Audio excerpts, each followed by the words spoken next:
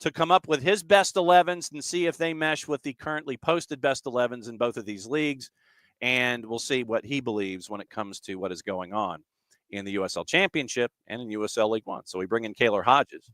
Have you effectively hidden? Are you hiding from folks? Always hiding. That's not just for this though. It's just always hiding. Excellent. And so, is there more traffic in your location as there was last week, considering it was a holiday week? No, this is a town of like 1,000 people. There's never more traffic. Well, I'm just just trying to make sure that you're in a quiet environment, and if you are going to be heckled or have a studio audience, that we at least know about it. Nah, not this time. Okay. I want to start with the championship game that we had last weekend in USL League One, and we have made the point that the SDH bump does in fact exist across both USL League One and USL Championship. In USL League One last week on Friday, we had Lagos Kunga on the show.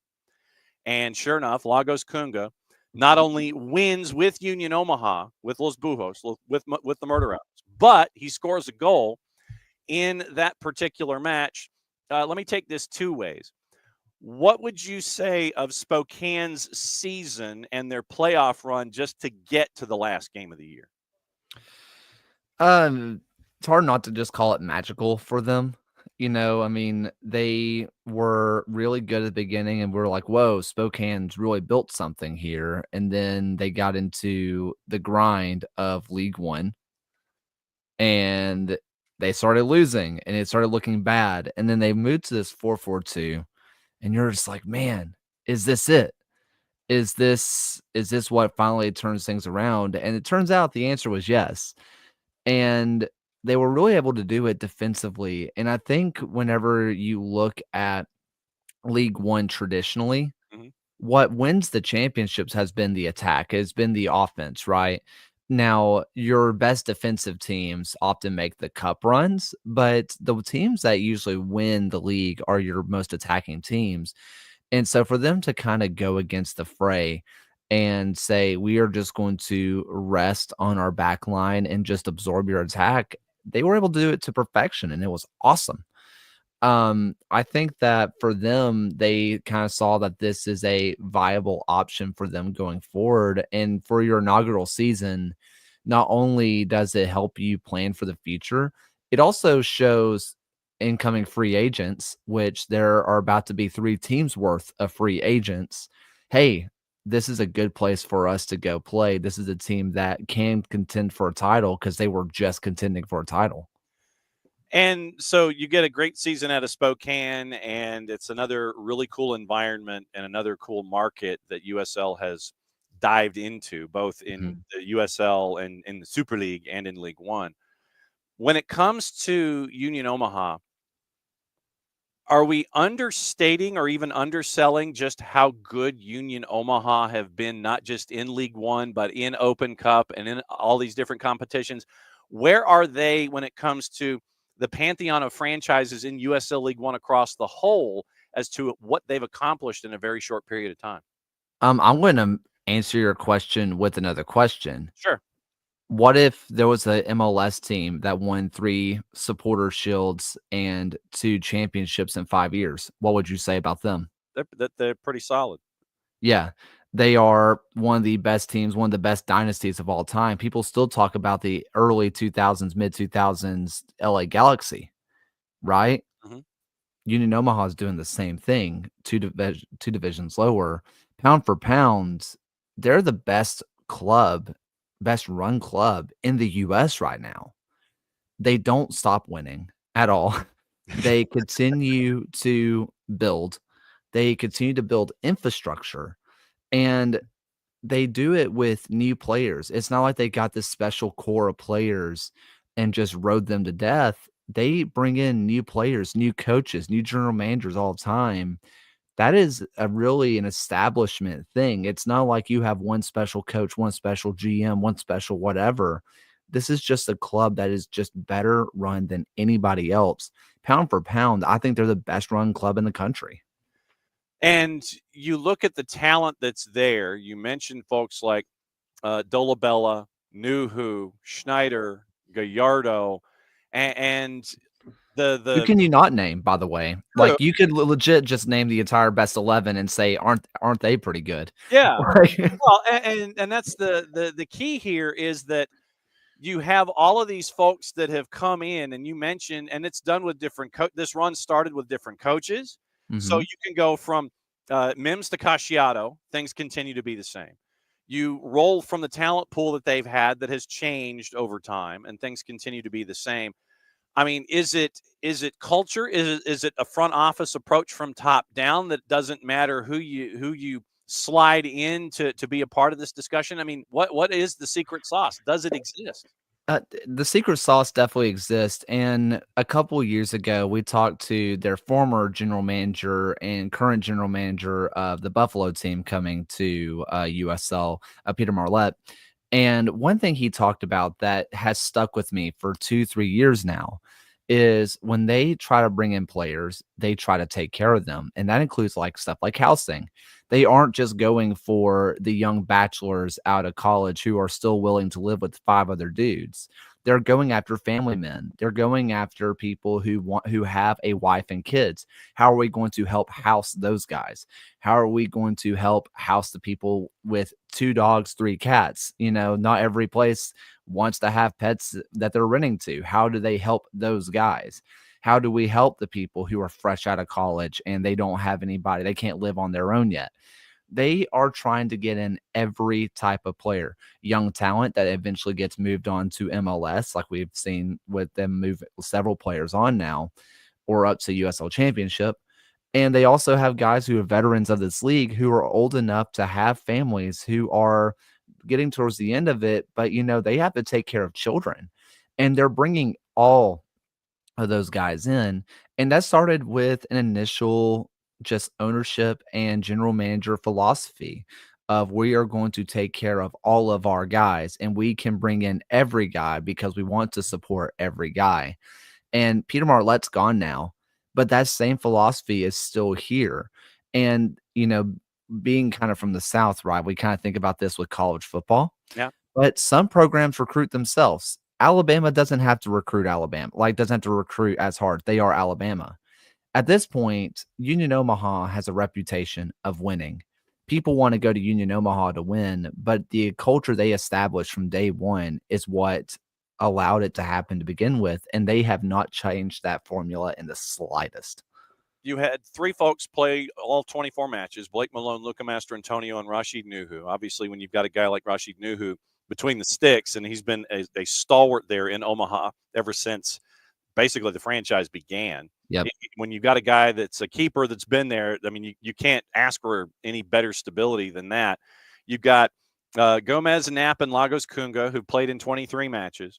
Pedro Dolabella started 22 of the 22 that he was in. Then you end up with guys like Meshach Jerome, and we'll get into Meshach's story coming up in just a bit. Zico Lewis, who a lot of folks know from his time with Charleston Battery. Then Steven Dos Santos, who has been in USL Championship in multiple locations. Ever. Yeah. Ottawa and Tampa Bay are the two that stick out to me. Mm-hmm. So you have these veterans that we're looking at here that are just part of that DNA. But you look at the folks that started in north of 20 games, and you're looking at 9 folks: Malone, Mastrantonio, Nuhu, Gomez, Knapp, Kunga, Dolabella, Gallardo, and Misael Rodriguez all played in north of 20 games this season for Union Omaha. Stability is also a part of it. Not having to deal with a whole lot of injuries is a part of it too. Yeah.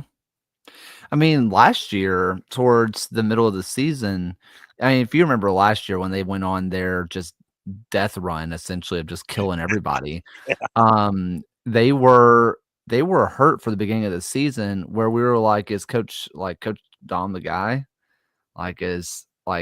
What's going on here? Mims leaves, everything falls apart. Then midway through the season, they're like, oh yeah, we're Union Omaha, and they just kind of go murder ball. Yes. And that's what happened last year. And it was impressive to watch. And you had a core that got hurt, and it led to this core. You had guys who got hurt, and it led to what you have found here. And yeah, they got pretty lucky with not having those injuries. But you also look at the guys on their bench, and the guys on their bench can run circles around a lot of the teams in this league starters. So even if they got hurt, oh well. Oh, and it's like, oh well, absolutely. And so, not necessarily a surprise that that has occurred with Union Omaha. When it comes to your starting 11, give me your best 11 in League One, and how many of it is Union Omaha, and how many of it is other dudes? I guess I should phrase it that way. Um, I'm trying to think right now of what the league gave as the best 11. And honestly, I feel like the league got it pretty right. Yeah, and The only that's why I was trying to figure out what your differences might be. That's the thing is like you look at I'm trying to think of because this is all, people who follow the league pretty hard to give their best 11. Really, you look at Dolabella, who was the only first team selection for Union Omaha, Right. and that doesn't feel too off to me, to Yeah. be honest. You could pick someone, your favorite person from the back line, and you can say, "Yep, they belong there." I You can have a conversation about Nuhu being in goal for them, Yeah, and and I would listen to it. Sean Lewis was from One Knox, though, was Yep, named Keeper of the Year. yep. I mean, he had a great season, don't get me wrong, but like goalkeeper, it's what's your flavor of goalkeeper essentially. You have three different goalkeepers of Lola Delgado, and then you have Sean Lewis, and then you have Rashid Nuhu, all different cats who they kind of just do different things, and it's what's your flavor. Yeah. Um Mastritonio, I think is the guy that I would put in Okay. over Skelton. Hmm. But the thing is that this is a team not necessarily built up of all league players. It's just if this is a team that's built on second and like if you were to have a second and third team like the NBA does, they go all the way down to like third or fourth team, I think. Yeah. This is a team full of second and third team players that they have a couple of superstars and then the rest of them are just better than your guys. And that's what's made them so impressive. All right. So if we look at it and we go, Liam McKinnon, J.C. Obregon, Dolabella, Yep. Kempish Valdemar, Tequila, Ropapa Mensa, probably from Chattanooga, either Vivas or Fonseca from Tormenta, Cameron Lancaster or Atez Juve from Lexington, Mhm. Leonardo Castro, Galindrez, Rendon, Luis Heel, Josue Gomez. I mean, you could probably go what? I mean, Lagos might get some votes at some point. Chandler O'Dwyer out of Richmond. So I mean, there's some there, and you probably could go 18 deep to try to come up with a starting 11, maybe. Yeah. I mean, you definitely could. And especially when you look at the forward line, I think that's where a lot of Union Omaha seems to not have talent. And it's because everybody scores. They don't have a goal scorer. Yeah. I mean, if Liam McKinnon didn't score, good luck Greenville. Yeah. Obregon didn't score for Charlotte. You kind of had other options, but good luck Charlotte. Yes. Ethan Howard didn't score for Northern Colorado. Good luck NoCo. Yes. Well, I mean, Rendon and Powder were also fantastic. Don't get me wrong, but like those are the kind of things you're looking at. Union Omaha is just a team, man, and it's so hard to explain because you would not. I don't think you would replace any of the Union Omaha players with anyone in that league best 11 because you feel like if you take one of those guys out, suddenly it's like this team doesn't work like it should. Huh. But you also say, are they all league? No, not really. It's just bizarre how well they work. Yeah. I mean, you end up with pieces of the whole. Then you can sit there and say, yeah, I understand their piece in this act, where Mhm. it's like where the pieces make the whole what it is. It's not just like a dude and then others around it at Union Omaha. It's basically, and I say this a lot, that it comes to almost like a Borg-like mentality where you have 11 or 15 guys coming together as a group under Dominic Casciato. You get what you see from Union Omaha, but it's not just like a guy and then 13 or 14 others. It is truly a collective, I think, at Union Omaha that Right. makes it work so well. Well, if people follow the European game a little bit, the fall of Real Madrid a few years ago was honestly signing too many superstars. Yeah.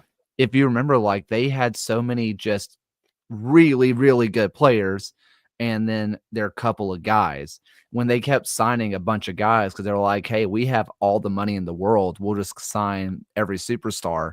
It all fell apart.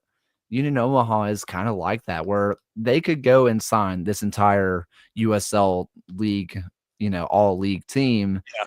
but would it be as good as this team? I just don't think so. Who's your league MVP? And Um, how do you gauge MVPs? Do you sit there and go like what you were mentioning with JC Obregon, where if they don't have Obregon, then Charlotte is a lot worse off than they are. If Greenville doesn't have a McKinnon, they're worse off than they are. How do you gauge an MVP vote? See, I know there's some people who are like golden boot winner equals MVP. I'm usually not in that boat. I tend to go towards the side of center backs and goalkeepers because they are just super underrated. Yeah. However, Liam McKinnon was that for Greenville too, that if he wasn't on, Greenville just wasn't winning. That he did the whole most valuable player thing of if you took him out of the team, what is Greenville triumph? And you add on top of that, he scores goals for fun.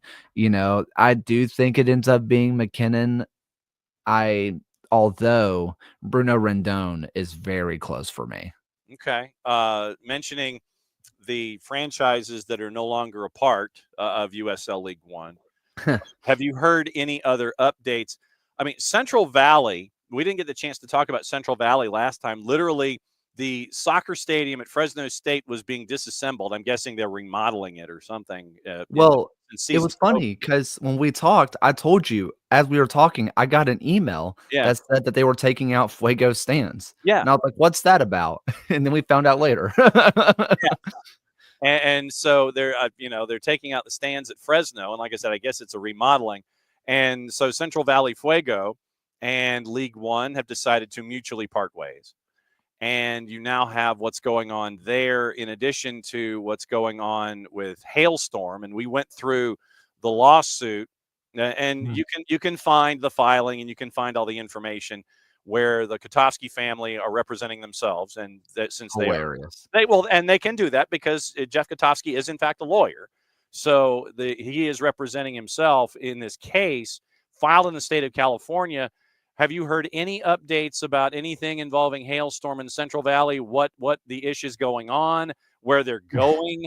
Do they exist, or are they in the ethereal plane? What's going on with those two? Only thing that has been kind of concrete backdoor conversations is everybody on those teams are free agents. Okay. The tea leaves are that Fuego is going to go semi-pro. Okay. Northern Colorado is honestly, your guess is as good as mine because, and I mean this in the meanest way possible, but Okay. judging by their ownership, they seem to be born to be in NISA. Like, Wow. like I don't know. There feels like there is an arrogance out of Northern Colorado that they are going to just be like, we will continue to play professional despite they shouldn't. And it's just so hard for me to gauge what's going on in Northern Colorado.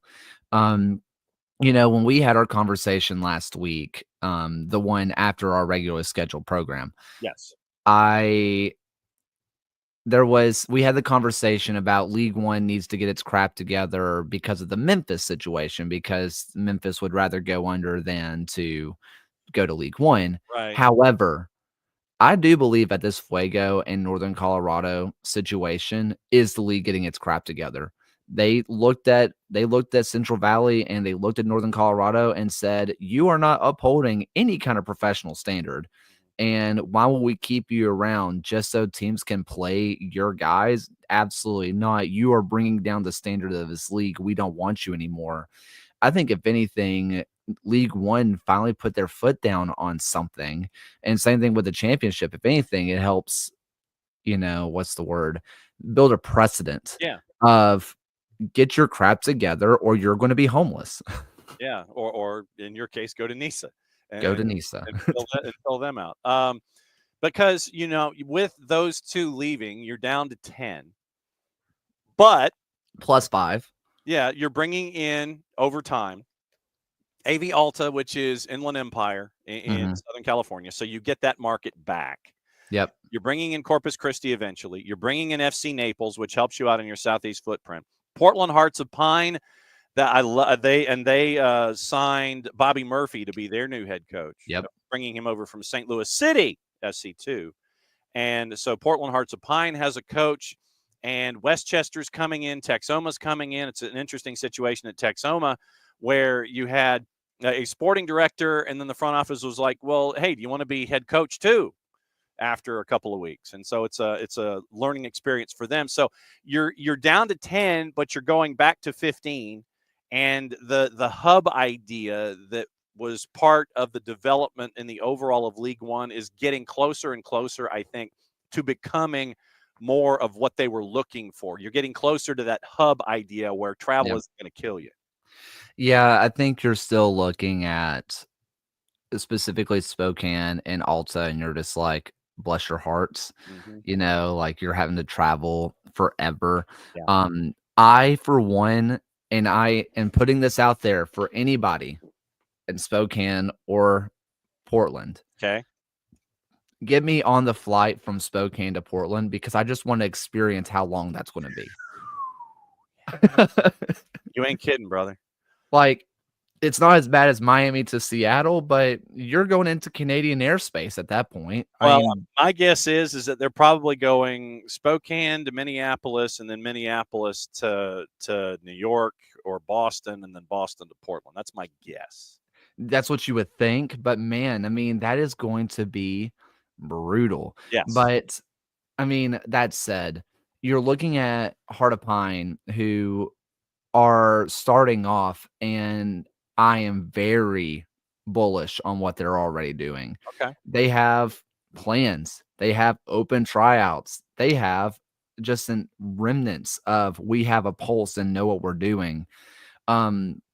You're looking at adding in 5, Naples, and then you have Texoma, you have Alta, you have Heart of Pine.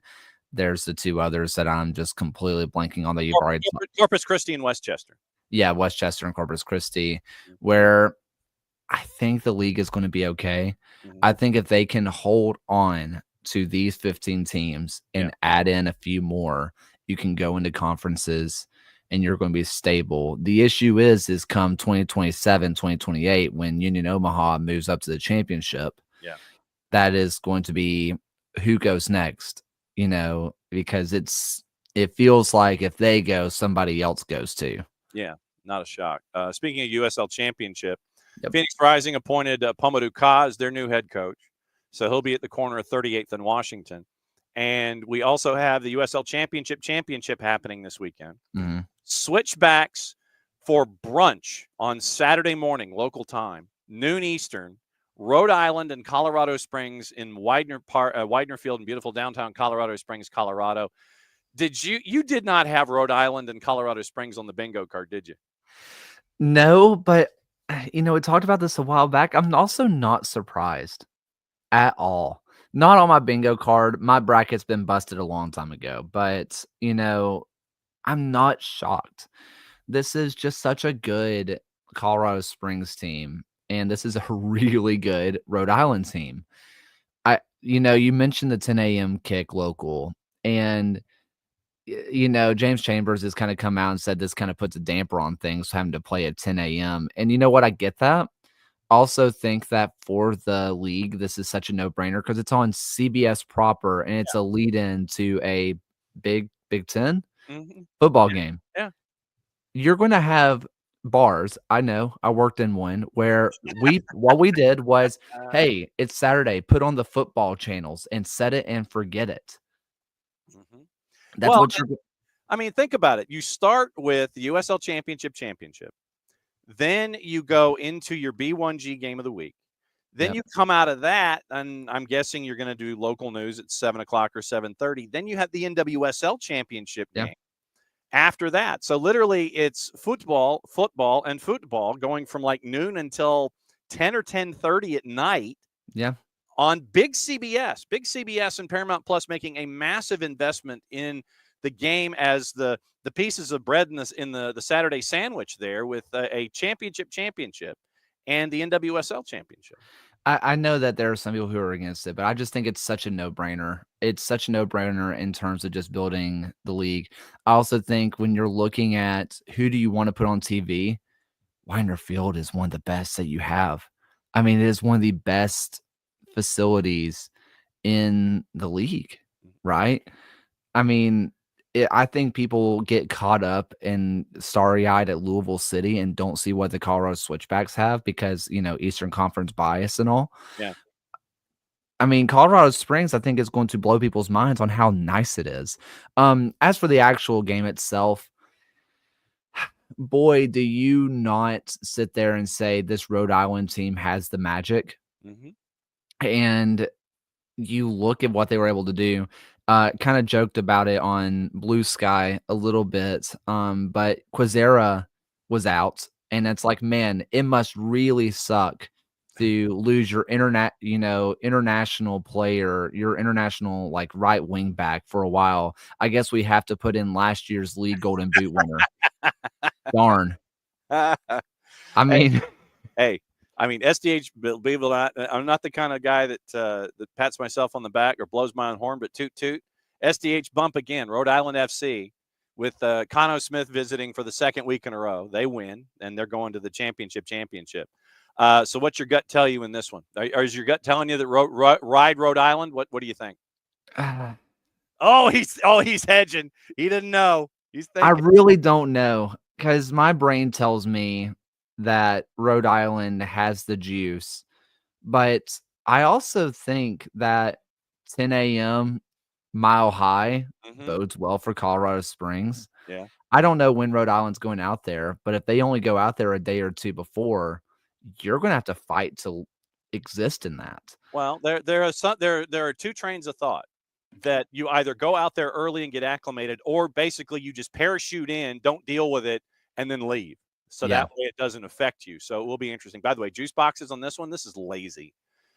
Colorado Springs and Rhode Island right now are both at a plus 152. Your 90-minute draws a plus 227. I anticipate that the juice box purveyors, those numbers will shift as we get later in the week. But right now they're just kind of like, they're both at a plus 152. lazy. Yeah, Base. honestly, I kind of felt that the initial leans were going to go in the way of Colorado Springs, where they say, oh, they have barely given up any goals and they're the home team and the second seed in the West. Meanwhile, Rhode Island, ships a few goals here and there, and they're the fifth seed away from home. It feels like if you have a lazy bet maker that is going to go Colorado Springs, but there's a lot of Rhode Island fans out there, so they're probably going to be betting on their team, which is going to shift odds. Mm-hmm. So it I feel like it is a true 50-50 though. This does not feel like a game that's going to end in regulation. Okay. I mean, we didn't talk about the Rhode Island Charleston match. Yep. Genuinely one of the most entertaining matches I've seen in such a long time. The last 10 minutes, I was on the edge of my seat. My heart was pounding, and I'm like, I'm not a fan of either team. Hey. Like, I have no investment, and I was like shaking. It Well, was, that's what you want this time of year. yeah, and it was, I, I, I don't know. I think it's going to be Rhode Island, but what Colorado Springs has done defensively and what they can get out of any of their kind of guys, I think is going to be impressive. I think what's going to come down to is honestly, you're looking at an Albert If he starts, awesome. If he's on the bench, you sub somebody out and you bring in Albert Dequa. Uh, Justin Dillon's a fantastic striker for Colorado Springs, but he's not Dequa. Okay. I just don't think they have that same kind of firepower on the bench that I think if Colorado Springs goes down, I don't know if they have anybody sitting on the bench that can truly change the game for them that's not already playing. All right. Question to the floor before you get out of here for this week. Ewan with a question. Yeah. Level of soccer in the Western Conference, USL Championship, has been underwhelming this year. Any reasons as to why? Of course, it's a simulation. None of it's real. But honestly, I think what's happened this year is that all these teams were super close. They were just really close, and it was more of a bloodbath. The East, the top 8 were really, really good, and then you kind of look at the bottom 4, and you're like, "That makes sense." You didn't really have any true bottom feeders in the West, and I know you say, "Well, El Paso." El Paso wasn't eliminated proper, I think, until 2 games left to go in the Well, season. and I think the Wilmer Cabrera coaching change, obviously you got your new coach bump, and then they settled in, and then they had the reacclimating after you get your bump, you get your crest, and then everything evens out, and you saw that rush that they made to the end. Yeah, I think that what we kind of see with the West is that it's just so close, and they have a lot of, frankly, similar play styles. I think when you look at the West, the one thing that's really cool about the West, and you can kind of see it in MLS too, but you can really see it in the USL, is they sign to their demographic. Look at how many like Hispanic players play in the West versus the East. Yeah. And a lot of those Spanish players, not to typecast, but they bring a similar game because, I mean, they are taught a certain way. The Americans are taught a certain way, right? And what that Hispanic flair comes from is that they end up playing very similar football, right? And the teams that kind of break that mold, like your Sacramento, sort of your Oaklands, they just weren't hot this year. And so your best teams were all playing the same game. And I think it's what makes it look underwhelming is because you just kind of see the same game all over the field.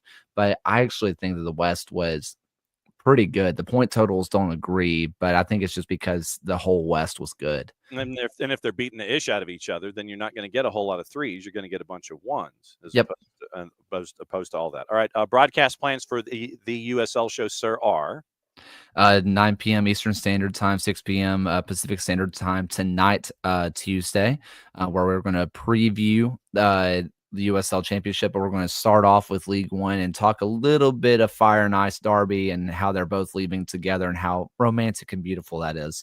And then whatever else kind of pops up. And then next week, we'll talk about the championship, of course. Absolutely, as you should. We will see you again this time next week where we will discuss the championship, your best 11s, and storylines across the board in both USL Championship and USL League One, and kind of look in the crystal ball a little bit because it's never too soon to think about 2025 season because it's going to be just around the corner.